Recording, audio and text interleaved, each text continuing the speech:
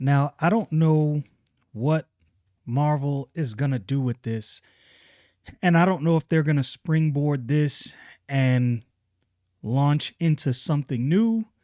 I don't know if they're going to take this, reset X Men, and start from a number one and bring us fans something we want. Who knows? But I read X Men of Apocalypse, and it wasn't bad. It wasn't bad. Now, I've said this before, and I will reiterate I am not a huge fan of dystopian X Men books. For me, the best X Men books are the books where you see the X Men in the current world, amongst regular people dealing with mutant human relations and external threats, whether they be threats from some powerful mutant that wants to destroy everything or whether they be intergalactic threats. This is the things I like to see from X-Men, that interaction with the regular world. I was never a huge fan of the dystopian stuff, and I was going to try to find my old X-Men Age of Apocalypse book and kind of go through that, but I decided not to. Anyway, I read this book. Jeff Loeb is on the story, done well, and Simone DeMeo, I believe it's how you say the name, is on the art, and it was done good. It was done good. I read through the book. It was one of those books where it intrigued me when I saw the cover. I'd heard about it in advance. I was like, okay, I'm gonna check this out and see if I like it. Maybe I will, maybe I won't. I read it and I was like, okay. This was a decent book. This was actually, to my surprise, a very decent book. I didn't think I was like, this is probably going to be one of those books that I read and just don't do a review, but I enjoyed it. So I thought I'd get into some reviews of the book and see what people think. There's some fan reviews that are not good at all. And this is, again, I've said this ad nauseum. You've heard me say it. Marvel has lost fan capital. That's a real thing. And I'm not sure they're getting that back anytime soon. But X-Men, I think, is the linchpin. I think X-Men is the key to Marvel gaining back ground with their audience. I think if they do a very great X-Men run, just start X-Men number one with and here's, I think, the key. This is my estimation, as I've said this before. The original team. When I say original team, I guess not the original team, but Cyclops, Wolverine, Gambit, Jubilee, Jean Grey, Beast, Iceman. Like these are the members. Nightcrawler, Storm. I think if they start over with those members, you could probably even throw Archangel in there. I think the book would do well if they handled the characters obviously correctly and just did a normal story. Don't do this 10-part, 4-part, 5-part. Just start number one, self-contained, really good. Come back for book number two, another self-contained good story. And then at some point in there, give you some big, maybe 4 or 5-part story, and then start from there. I think that would be good. Anyway, X-Men Alpha Age of Apocalypse. We'll get into this review from comicwatch.com. And it goes through a recap. This article is written by Ross Hutchinson. A dystopian future created when Xavier was killed. Age of Apocalypse is home to a war-torn group of X-Men led by Magneto.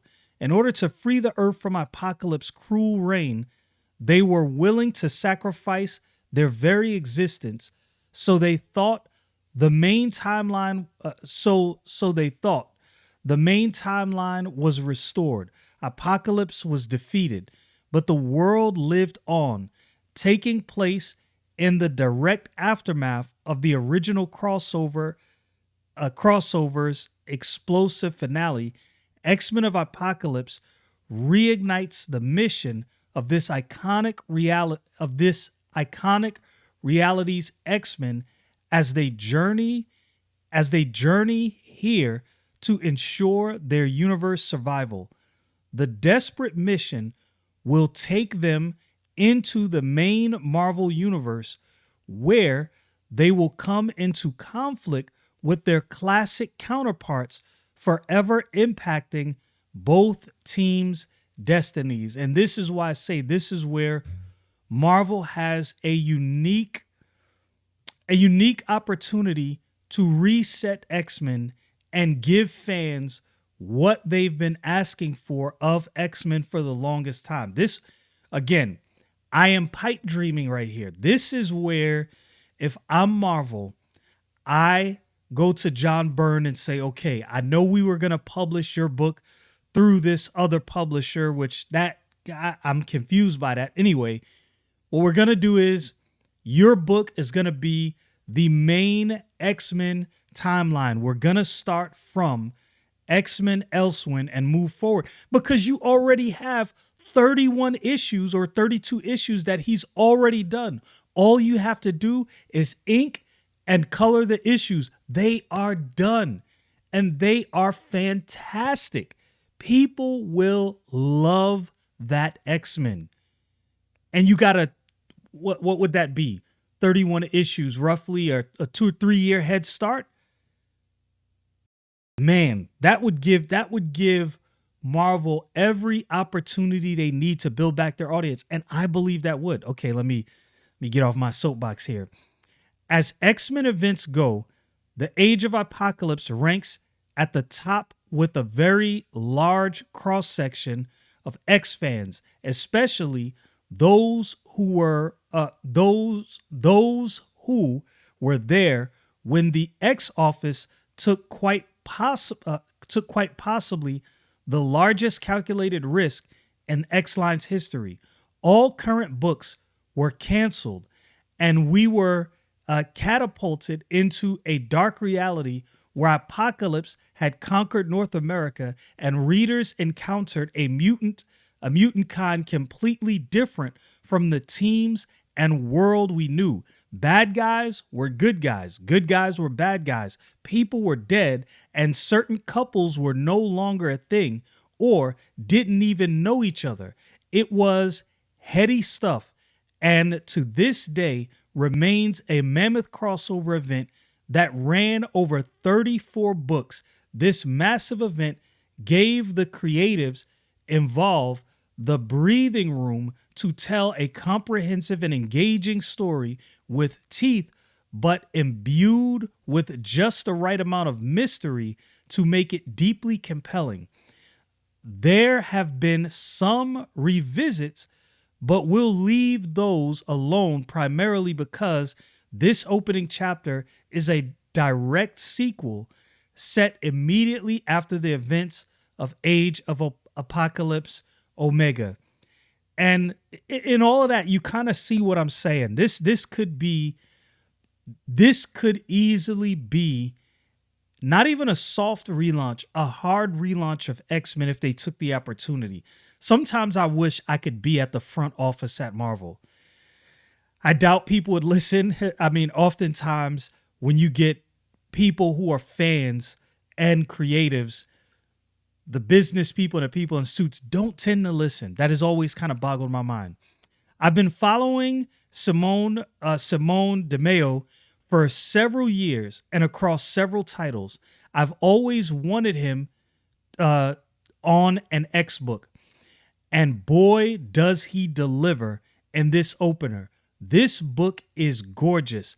DeMeo's unique, stylish, angular line style, combined with his use of color, solid blacks, and blurred backgrounds for added depth, mean that we end up with a unique, beautiful looking book that can stand side by side with the likes of Joe Madeira's iconic issues of the original Astonishing X-Men run.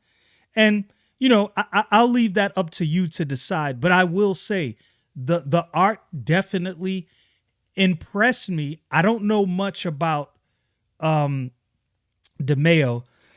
excuse me, but from seeing this, if I saw this name on another book, I would definitely pick that book up. Sharp eyebrows, and hard facial angles. And you know what's funny? I love that in an artist. And the older I get, the more I realize what things make me really like an artist. And when it comes to faces, now bodies can be more rounded off, but faces, I like sharp angles and faces from any artist. I've just learned that over the years. Sharp eyebrows and hard facial angles are the order of the day, and the characters in foreground dominate the pages in everything from splashes to close-ups. DeMeo's colors his own work, which adds a unique flavor to the whole look of the book. This is the odd slip up in this department, but it's in tiny details like Rogue's eyes and hardly ruins the book's overall beauty. DeMeo does have moments where he shines in the coloring departments and shows this off by giving Gambit a new look by getting rid of the red scarf, cape, and giving him a snazzy black trench with his signature pink accents that transforms the look of the character to something new but at once familiar. Yeah, he does a good job. I'll show some panels from the book. Special shout out to the lettering team of Richard Starkings and Comic Craft's Tyler Smith that complete the return to this world with the identical fonts used across the original run, and even that green used on the text boxes that echoes the green of the text boxes of the original Age of Apocalypse #1. Final thoughts. Age of X-Men Alpha is a blazing return to a familiar era that may not offer everyone reading it something super original, but what it does offer, it does with tons of style, rocksteady character writing, and absolute gorgeous art that takes you straight back into the era like we never left, and for that, it should be applauded. I think that's a fair review. He gives the writing a 9 out of 10. I don't know if I'd go that high. The storyline, 9 out of 10. Again, I don't know if I'd go that high. Art, 10 out of 10. Color, 9.5 out of 10. Cover art, 9.5 out of 10. Now, the cover I got, I would definitely give this 9.5 out of 10. It's a foil cover. I like foil covers. You put a foil cover on, even if the story is semi-decent to even partly bad. I like foil covers. I don't know what it is. The writing, I would give the writing a solid 7.8 out of 10. The storyline, it's kind of I'd say a rehash storyline with some variations. I'd give it an 8 out of 10. Art, the art isn't perfect, but it's way better than I thought. Definitely pleasing to the eye. Again, I'd give that a 7.8 out of 10. Color, I'd probably give 9 out of 10, honestly. And, obviously I told you what the cover art is. Now, here's what's funny. I went and looked at some customer reviews. I went to, or some, fan reviews, comicbookroundup.com. And man, oh man, it was not great. The fans were not really huge fans. So X-Men Age of Apocalypse Alpha, this review gave it 2.0. Wow, that's a rough one. Let me see what it says. It says the X-Men Age of Apocalypse, The main Marvel Universe dystopian future created by Charles Xavier was killed, blah, blah, blah. I was going to see if it actually gave what the review is, because I believe I tried to go to this, whatever this review was. Let's see. So I'm looking for, okay, so let's go to this 6.5 review. This is from Weird Science Marvel Comics. And I'll go straight to the conclusion and see what they say. Well, let's look at the negatives, see what they give it for negative. The primary weakness of this issue is the rushed and often confusing narrative. The plot jumps between different scenes without letting the weight of events settle, making it difficult to appreciate the events. The story feels more like a highlight reel of cool moments that set up what's to come, rather than a cohesive narrative that stands on its own. The dialogue, while punchy, lacks the substance needed to build real emotional stakes, leaving the reader with a sense of visual spectacle over a compelling story. Furthermore, the core idea lacks a sense of originality. If you peel back the layers, it's a sequel to a story that imagined fixing a timeline with time travel. What's the new story about? Fixing an alternative timeline with time travel. And honestly, that's the point. I wouldn't necessarily mark that against this book, because that's the point. This is not a brand new story. This is bringing back a beloved story from the 90s and giving it some modern spice, but not really changing much of anything. So I don't know if I would have that same critique. And as far as the story jumping all around and not sticking to one thing, moving on too quickly, I imagine that is an outgrowth of the modern attention span. Now, you could say, and you could argue, that Jeff Loeb should have just stuck with traditional long form storytelling and letting things linger. But I could see why he would take a gamble and go, let me adapt this a little bit for some modern audiences. It didn't necessarily bother me that scenes jumped around. That wasn't the bother for me that it obviously was for this reviewer right here. Final thoughts. X-Men Age of Apocalypse #1 is a brilliant art showcase, but the writing is an exercise in stylistic chaos. It's an issue that looks fantastic but feels thin on substance. The punchy dialogue and rapid pace delivers a quick hit of action, but they don't give the reader enough time to invest in the character or the plot. This comic is a treat for the eyes, but leaves a lot to be desired in terms of narrative depth. Now, as I said, I didn't necessarily have that issue, but maybe that's the bias of coming from the 90s, reading that original run, and having all of that in my mind as I read this one. As I said before, especially when it comes to reviews, mileage may vary. I did want to show, let me see, some panels from inside the book to give an idea of the goodness of the art, because I do believe the art was that good in my humble opinion.